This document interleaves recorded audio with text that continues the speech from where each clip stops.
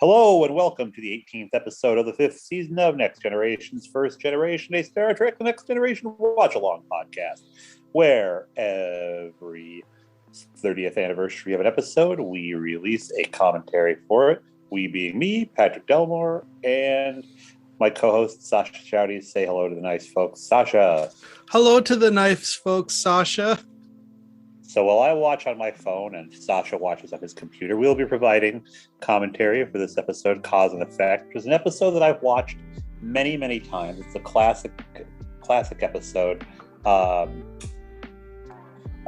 I've seen it so many times, I almost didn't want to rewatch it before doing this podcast, because it's like, I don't know how much I have to say about this episode, other than I really like it.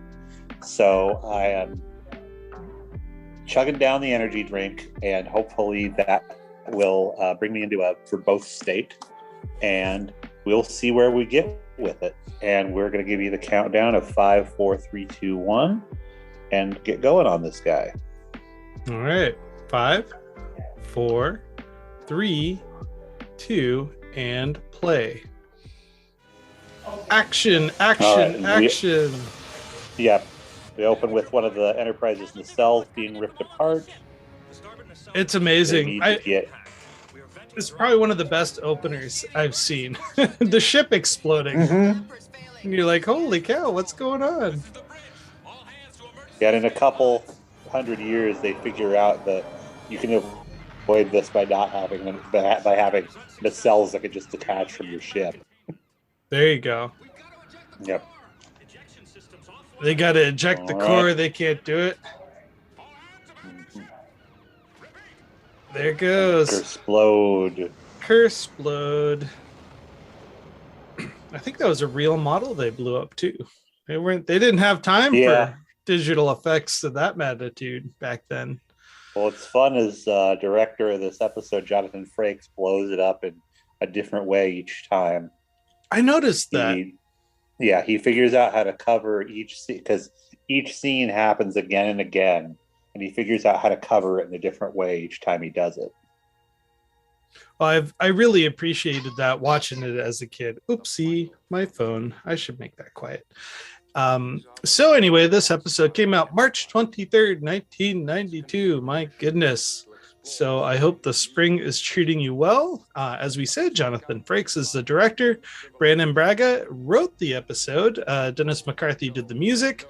And for the record, Brandon Braga really enjoyed writing a time travel episode without risking changing the past, if that makes any sense.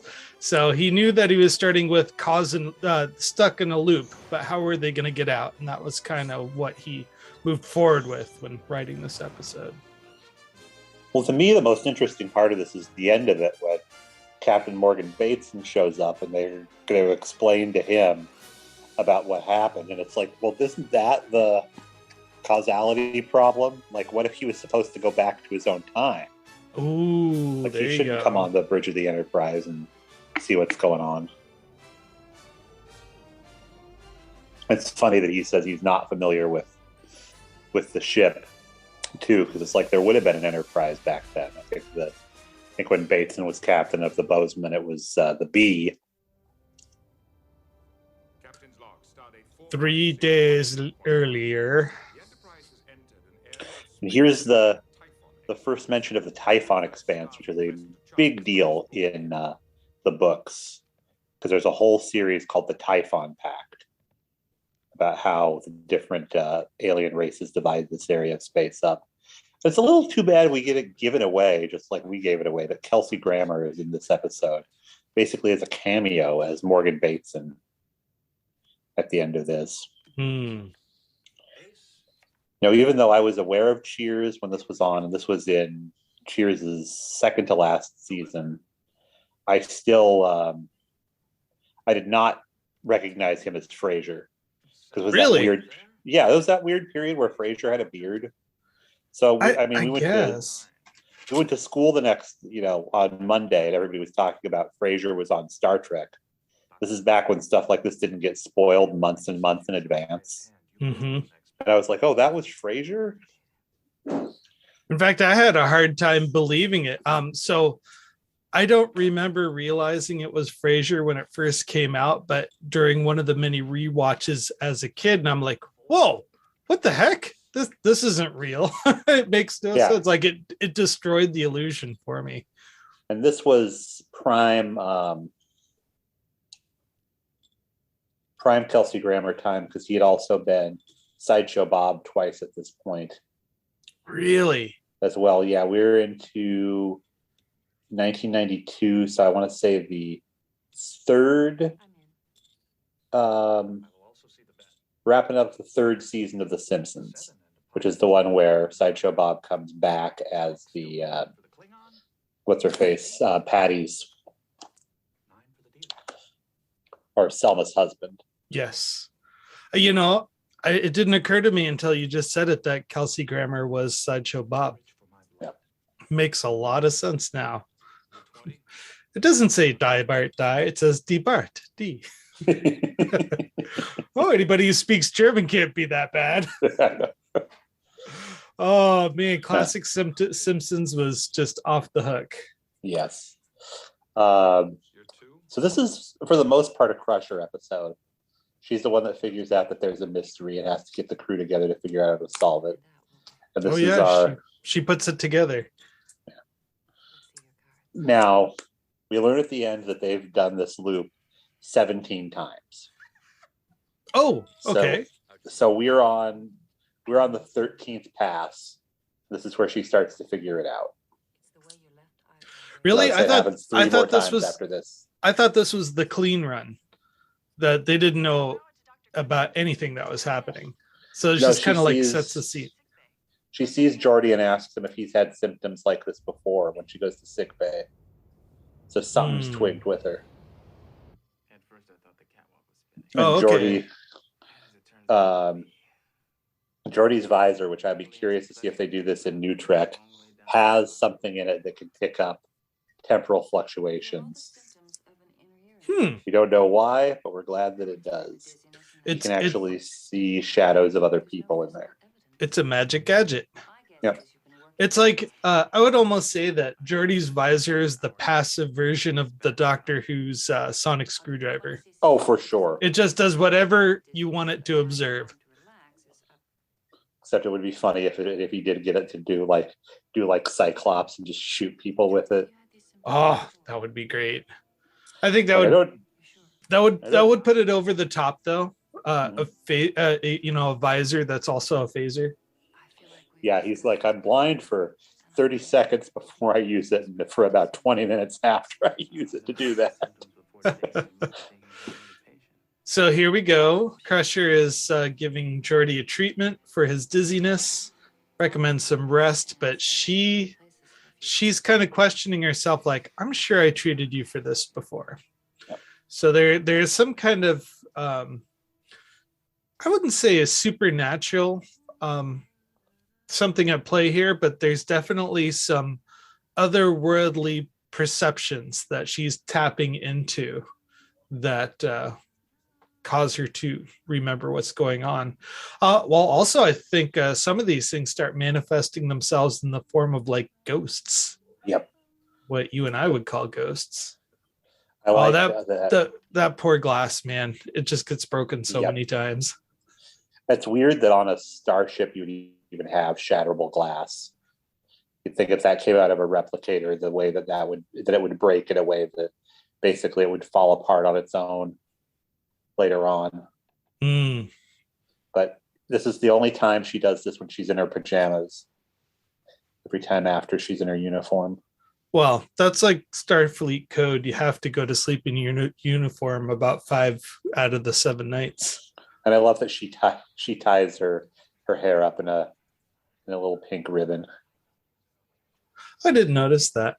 Yeah, you'll see it when she's in Picard's quarters later on. I used to have long hair, and I hated falling asleep like with ponytails and whatnot. Just felt like I had a knot in the back of my head. So here we go. We are mapping the expanse. We just came out of the scene where Crusher heard some voices. When she turned on the light, that poor glass got it. Sugar glass. I would like to get some sugar glass and play around with breaking them on the floor, if that makes any sense. Yeah. Just remember, you've got dogs, so gotta make sure it's not actually sharp. Oh, man, those guys will eat anything. I was using a puzzle the other day, and they were begging for the puzzle pieces. I'm like, this will do nobody any good. So here we go. People are reporting hearing voices at the same time they said, or that she did. They couldn't make out the voices. Nothing's coming up on sensors. This must be one of those night watch morning report kind of briefings rather than a situational briefing. Yeah, it's a something queer is going on meeting. Do you remember those books? I would love to sit in on just the weekly management team meeting of the Enterprise. That'd be a lot of fun. Yeah. Could we have a conference where nothing happens? Sure, all the time. Oh, here we go. This is Rose it. Got this weird Vulcan cut now. Yeah, she does. I hate it. I don't like it at all. Riker's got his foot up there on that panel. And Picard's like, okay, we got an anomaly. Let's back off it. I like that, we now know that those earrings that Ro wears are supposed to be, religious devotional earrings for the Bajorans. But at the time, that wasn't established yet. She changed the ear too. It used to be on the right side, and now it's on the left. Oh, here comes the ship. Yep. USS Bozeman, Saya's class, which they don't recognize it yet because they're just trying to avoid this collision. 36 seconds is a long time, though. They should have more than enough time to get out of the way. This, yeah. But look how slow it's moving. Yeah. It's like let's barrel roll this ship. Well, these aren't like Battlestar Galactica ships where they can literally turn on a dime. They're like, they're like big ships in the water. So why do you think that Picard chose Data's option over Riker's? Is because in a crunch he's going to trust Data on the physics? You mean Worf's option over Riker's? Oh, I thought Data recommended the tractor beam. No, it was Worf. Was it? Okay. Yeah. Well, there you go. That's what happens when you listen to Worf. You lose the ship. And not only do you lose the ship, you're caught in a timeline where you have to repeat the mistake over and over and over again. It's like you think Picard would get up. So yeah, a little bit different of an explosion. It doesn't look like it looks like what they did is they shook the model and then put some pyrotechnics there. It doesn't look like they blew up an Enterprise model. Yeah. I'm sure that we'll come across something here shortly that talks about that. So the reason why they named the Bozeman is because of Brandon's hometown, Bozeman, Montana, if you're wondering. That's cool. Yeah, and the registration number, NCC 1941, was reference to the comedy film 1941 that came out in 1979. So there you go. I've still never seen that movie. It's a Spielberg movie that's regarded as his worst film. Oh, really? Wow. Yep. Well, Spielberg doing comedy, I'm surprised. Usually there's like comedy action, but not just straight up comedy. I don't know. Would you consider the Indiana Jones series comedy? They're comedy action, like you said. Yeah. Kind of geared towards young adults.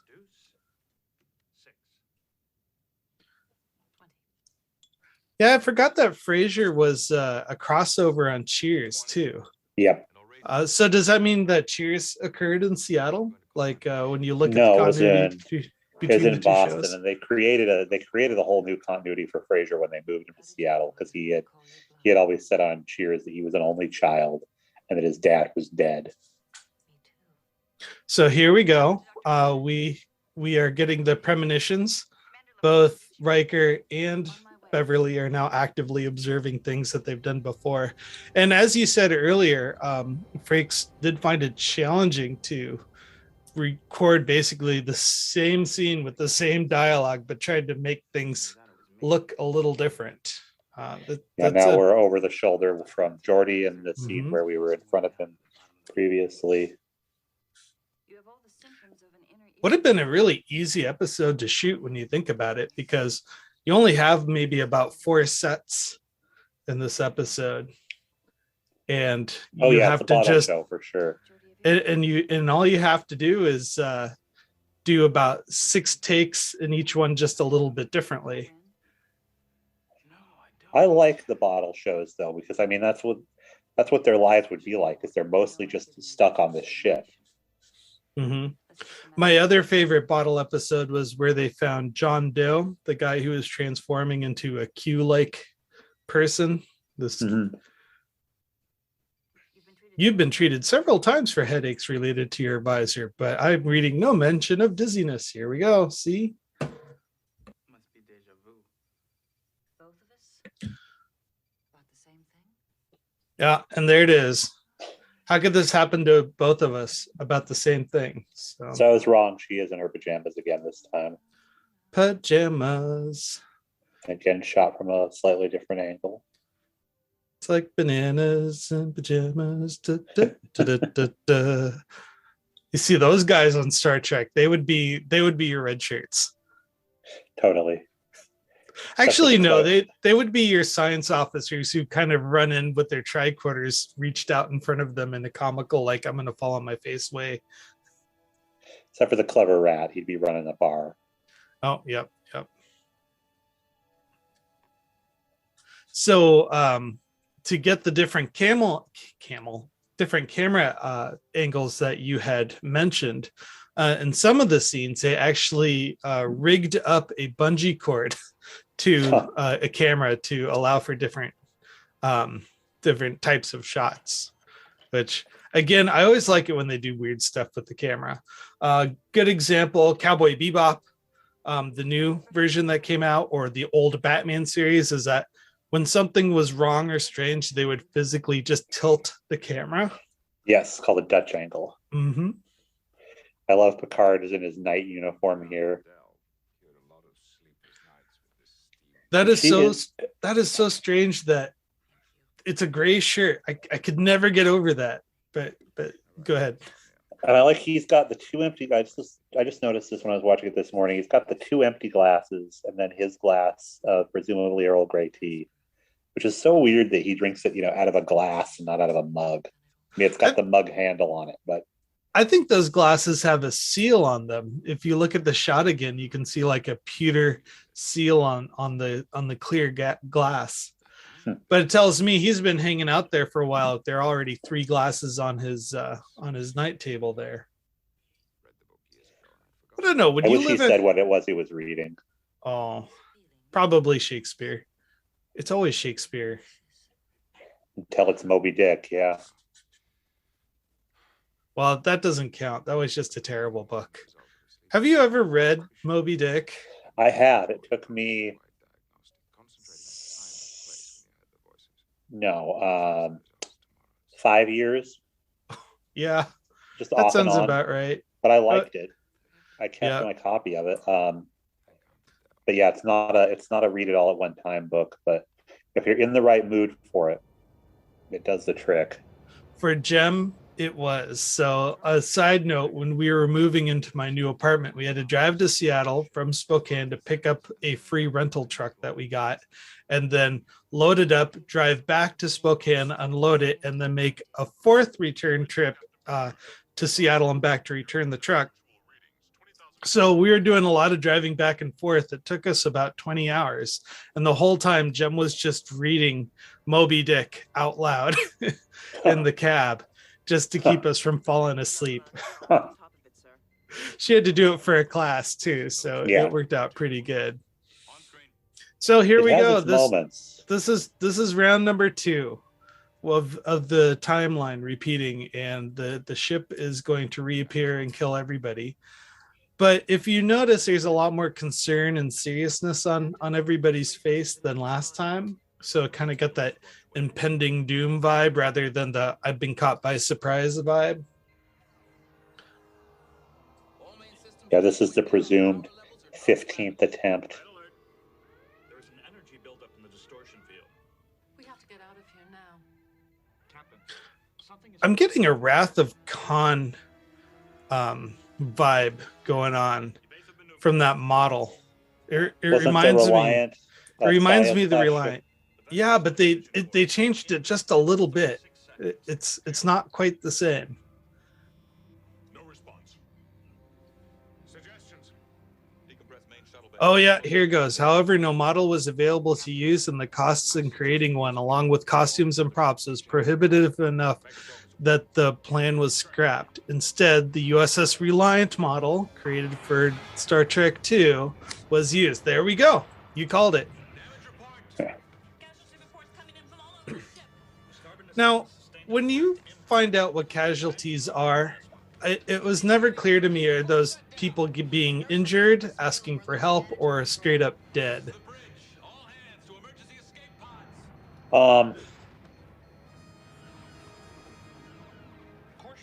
Yeah, right? I think they are straight up dead.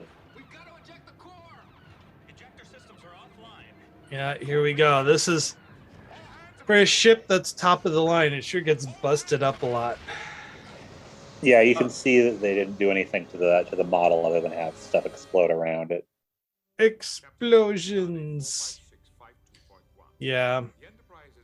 The Enterprise needs to be a little stronger in some ways, but a little more vulnerable in others, I guess you could say. It never seemed believable. It's like it can either take several photon hits, for example, and no big deal, or it can take one hit and it'll destroy the whole freaking ship. Yeah. There's no, I guess it's only as fragile as the script makes it, I guess.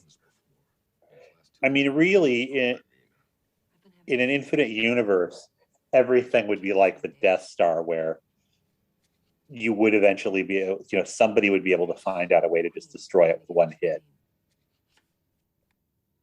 Interesting, very Caucasian queen there. Well, normally the cards are just white, but that one had a pink skin tint. Huh.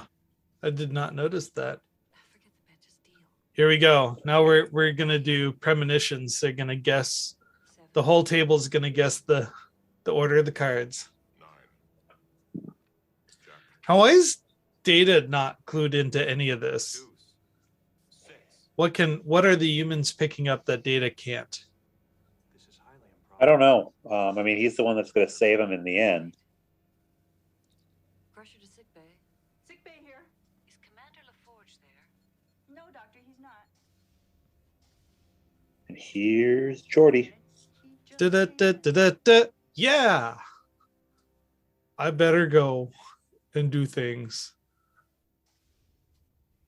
Here we go. It's like, I was just having my 3 glasses of whatever, Doctor. Is there a reason you called me here? I'm Geordi's feeling visor. That thing's always a mess. Give Geordi some beer goggles. He'll be okay. Yeah, why don't you just navigate by tapping on things from now on, Geordi? There are plenty of blind species that do that. I had a premonition Geordi was going to come into sick bay. Deja vu. Seconds later, he did. Woo, woo, woo. With the symptoms of an ear infection.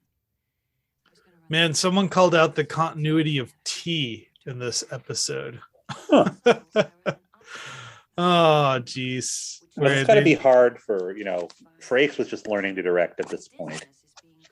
To have, somebody pick over your continuity. I'm sure not every episode of this has perfect continuity. I mean, Star Trek fans are nitpickers for sure. In fact, I believe that there's a nitpicking guide out there, like titled that. I have one for Deep Space Nine, but not for Next Gen. Okay, so he gave some orders. We know something's wrong. We're just kind of, this is the boring part of a loop show. It's a loop. It's a loop. So here we go. She's in her uniform now. And she's looking a little antsy, like she's just waiting for things to happen. It seems like she's making an attempt to make small changes. So Yeah. if she feels like she's done it before, she's going to avoid it. Try drinking some of that drink. Yeah, you're an alcoholic. Put it down. Put it down. Oh, she realizes that she broke the glass before. So Yep. So she thinks she puts it there, it won't break. Mm-hmm. You know, you can also put it behind your headboard where it can't be reached. And she records the voices that she hears, which is smart. Yes. What? This is the first reference to ejecting the warp core? I didn't know that. Well, it was mentioned many times before. The procedure was not seen until Voyager. Wow. Huh.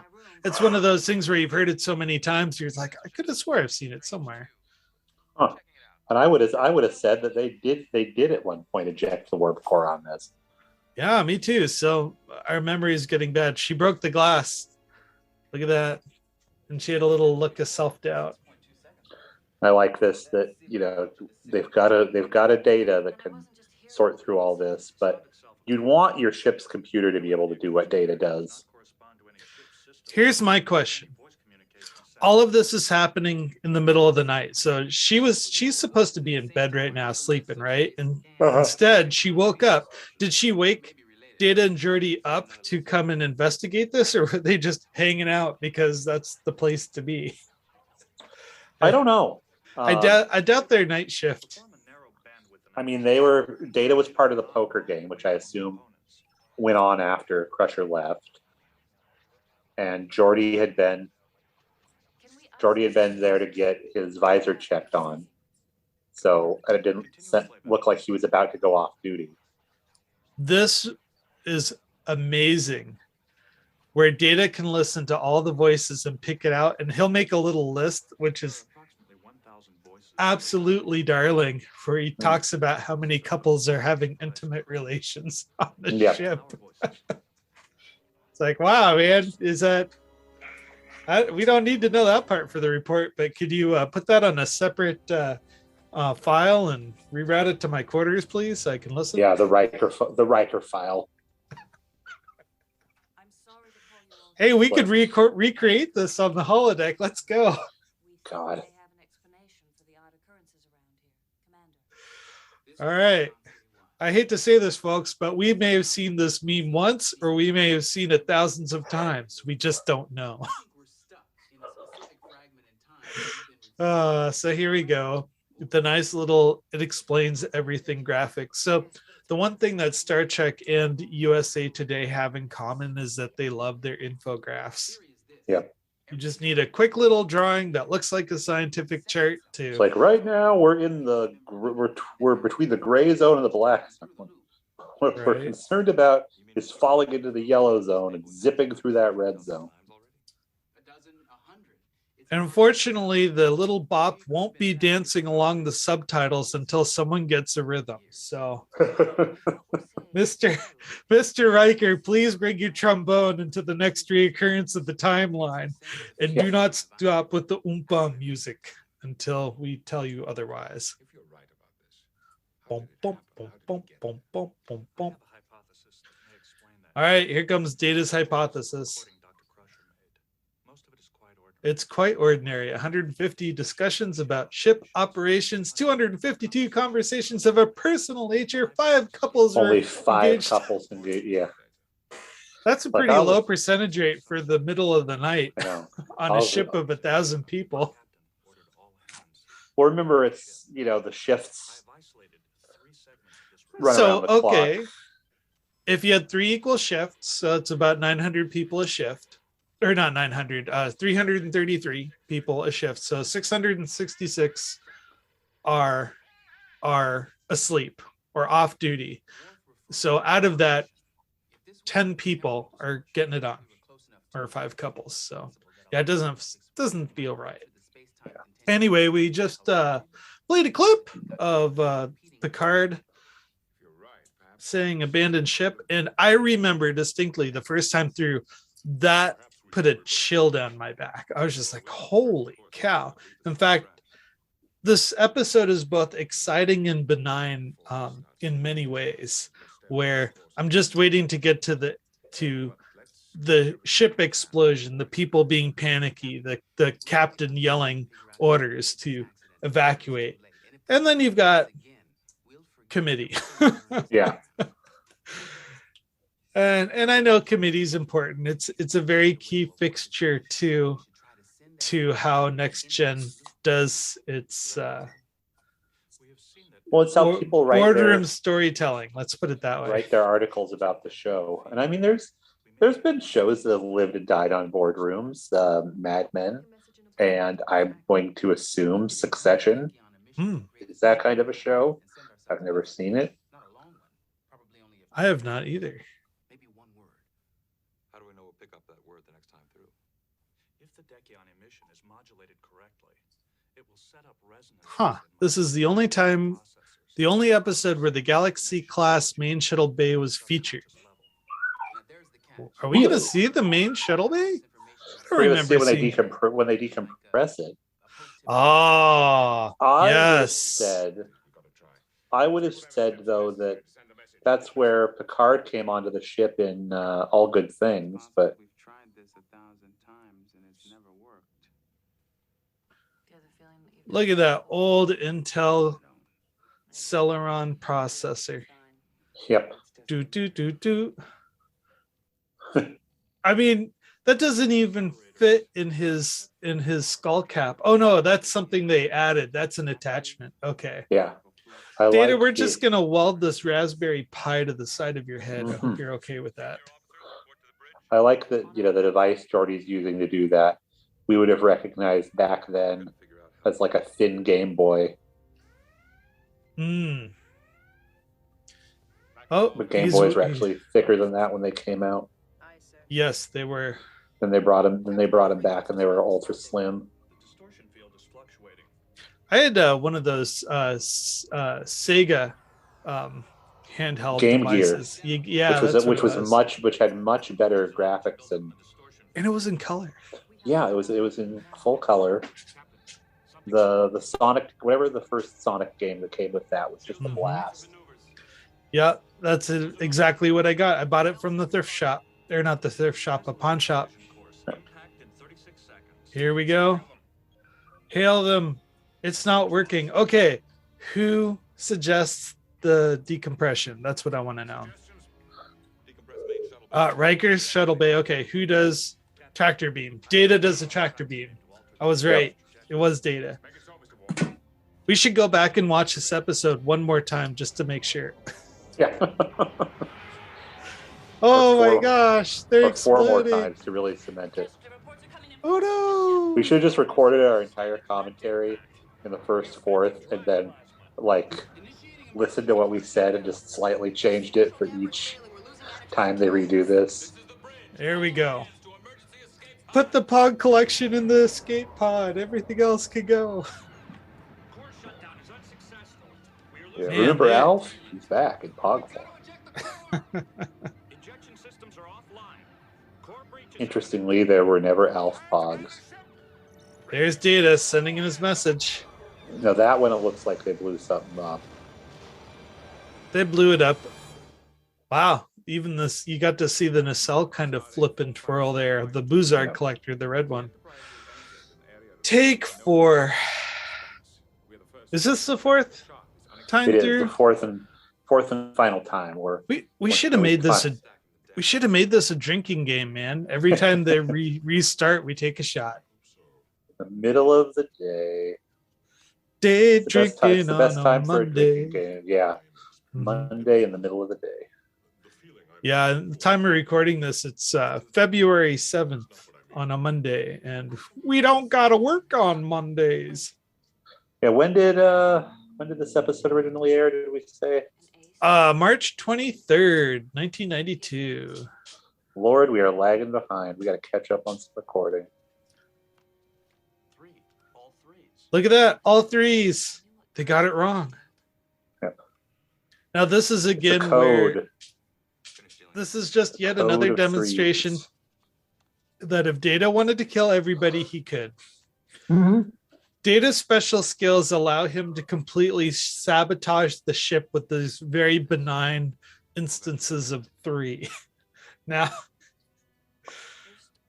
man, I mean, don't let that go on a starbase. It'll be gone in a month. Go ahead. Or everybody will be drinking Mai Tais when they ask for coffee. I'm on my way.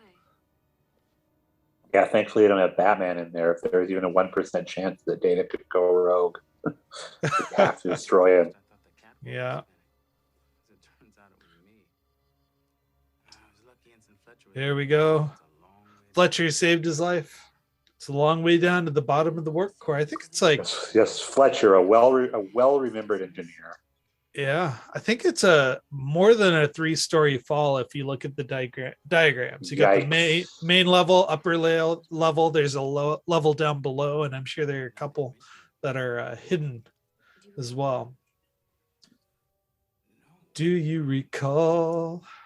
You know, whenever I look at the operating bay ceiling fixture there that's behind him, Mhm. I think back to the Kobe Marashi Maru. Oh my God, I can't even say it right. Kobayashi Maru. Kobayashi Maru. Thank you.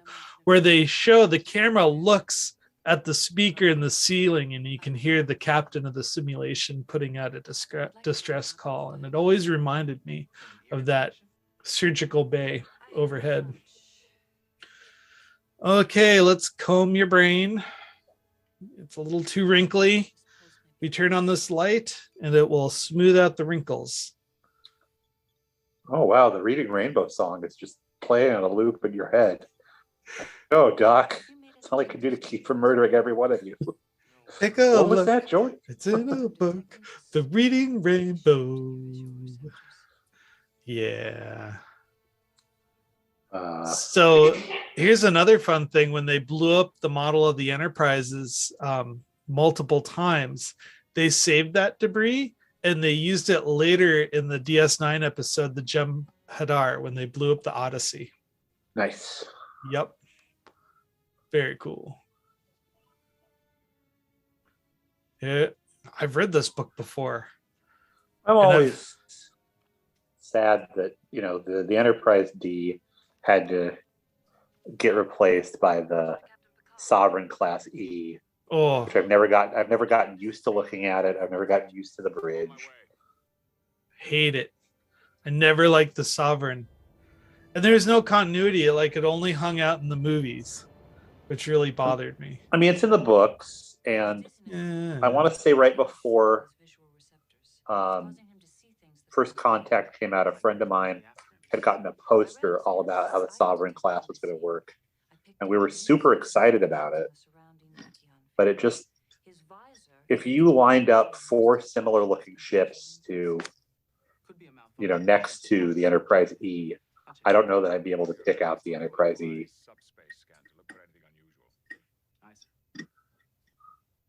Keep me advised, Doctor. I don't have my duty jacket on. But now we're able to recreate the bridge of any ship with computer technology. Mhm. 3333333333333. Threes Ah. everywhere. 10010001. And I think I saw 2. Actually, be more clever if it was in binary. And that's Yeah. like, why is it binary 3? Why are there only 2 nacelles and not 3 nacelles? I didn't notice that was a little schematic of the engine system there right behind them. See the 2 nacelles in the core? Yep. Oh, she broke the glass. A mind-numbingly dull Now hint here's that they the may not escape. There's the bungee Top-down shot. version of the meeting. I had to do this with bungee. That's crazy. I guess you would, because it'd be hard to put a crane in that tiny space. And they've got a little bit of a fisheye lens going on too. Everything's just a little bit curved, and it nicely transitioned into the curvature of the desk too. I do have to say, even though it's kind of dated 1990s style with the pastels and the fabric everywhere, it's these are really beautiful sets. Mm-hmm. Oh, and they've got a plant there in the background. I know they always have some plants there, but I don't think it's the same all the time. Makes it feel like, your dentist's office, or, when we were the age that we were when this was on, like a pediatrician's office or something. The ships are gone. They removed the ships a while ago. I wish they kept them. Yeah, I was a newly minted 10-year-old when this episode aired, and it was one I loved it. This was probably my first time with a story like this, where stuff repeated over and over again. And now you have movies like Doctor Strange and Endgame, where they all play into like retelling the same event over and over again. And I guess, the Back to the Future sequels were a couple of years before, but we hadn't seen it on Star Trek yet. People trying to go through the same event and do it again. It's not. Time travel really wasn't flushed out mainstream yet in 1992. I don't think so anyway. Doctor Who. I mean, Doctor Who was still pretty big then. Doctor Who, I want to say, and I may be totally wrong about this, had not told a story like this yet. And we were in the hiatus at this point because Seventh Doctor had wrapped up 5 years before this. Mm-hmm. And so it was going to be 4 years before Doctor Who the movie with the Eighth Doctor. Yeah, you're right. That is a very Vulcan-looking haircut for her. Yeah, I'm sure there's an explanation somewhere. And maybe in the she was bald for something. They just put her in a Vulcan wig. There you go. In the Doctor Who series, they use time travel to verify things, but usually they stayed where they were. Like, I'm going to travel here, and we're going to resolve the plot, and then use the TARDIS to leave. They didn't really necessarily play with looping of time, so you are correct. Here we go. Here are the suggestions. This is the final SAT question. Oh, there we go. Data is observing 3. It will not work. Yep. Or they could do both. Why can't they do both? I'm decompressing the main shuttle bay.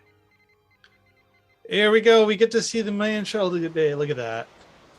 Beautiful. And missed it by that much. Gosh darn Sunday drivers. It's not Sunday. Yes, it has for the last 23 years. And I was more excited just to see these uniforms from the original series of movies than anything. Again, it didn't ping with me that it was, what's his name? Kelsey Grammer. It was just like, I know these uniforms mean that it's from the past, from Kirk's time. Because remember, I thought of Kirk's time because I didn't see any of the original series, and I still have not seen most of the original series. So Kirk's time to me meant the movie time. Yeah. Oh, the movies came out while we were growing up. Yeah. Like, didn't the motion picture come out in 1979? So like, it's always kind of been there, and in mainstream, though just a year or two behind of what our viewing age was. It's a Federation ship. Lost. Soyuz. You mean the Russians built that thing? Yeah. Hello, Captain. How funny would it be if he had this really thick Russian accent? It is a beautiful day. It's nice that Melissa Villaseñor was able to travel back in time and be his first officer. Oh, well, now what do we know her for? She's from Saturday Night Live. Ah, okay. So Captain, I'd like you to talk to some survivors from the Enterprise B. They're doing a support group, and we can't send you to them because they're dead. Yep. I would have loved to see the debrief of this crew. 2278. I mean, how cool would it be if we had Frasier for the full episode living these loops and they had to figure it out together? Well, they do plenty with him in the novels. I know he's got a big part in. He and Scotty get together eventually. Look at that turret. Oh my gosh. Ship of the Line is all about how they were going to give the Sovereign class we were talking about was going to get given to him.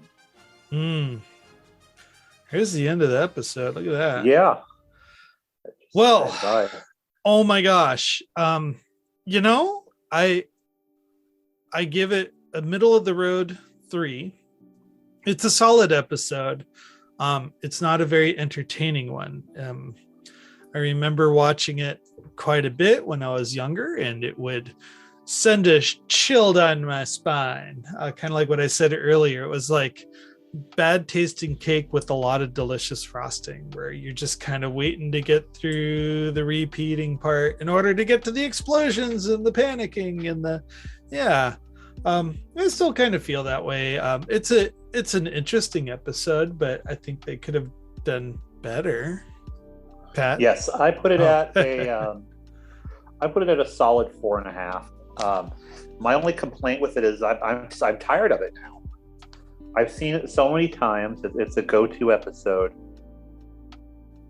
for me, but now it's like, even with it having been many, many years since I'd seen it, I've watched it 3 times in the last 3 months. So I watched it up in Canada when I was watching it with my dad and my sister. I watched it this morning. I really didn't want to watch it again, but it was, early enough in the morning, and I had my tea, and I was like, yeah, this is good, but it wears out its welcome after a while. Yeah. As any TV show does. I mean, this is the I want to say the second time travel episode in TNG, not in the series, like Star Trek franchise, just in TNG. And I like how they don't mess around too much. Time travel's sloppy, and I think we got Time's Arrow coming up in this season too, right? Yes. Okay. Which I love, and it's been forever since I've watched, and it's really special to me because my dad and I watched that together, and hopefully he'll be here talking about it with us. Ooh, yeah. What do we have next time, Sasha? I believe it's The First Duty. I think this is a Wesley Crusher Sheets, yes. And we get to meet Boothby and the fake Tom Paris. And can we get Mrs. Sasha to record with us on that one? I will make it a good college try, definitely. Because I think she'd want to see Wesley at the academy and find out what happens to him. Okay, sounds good. Well, thanks everybody for listening along. I hope you have a lot of fun and look forward to us on The First Duty. So have a good day.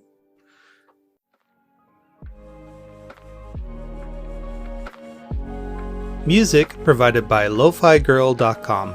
Artists include Tenno, Daydreaming, BVG and Mondberg, Insomnia, WYS, Snowman, Bcalm and Banks, Because. Episode cover art created by Matthew Kirshner. Podcast logo and main cover art provided by David Clawwitter. Audio engineering done by Sascha Schaudies.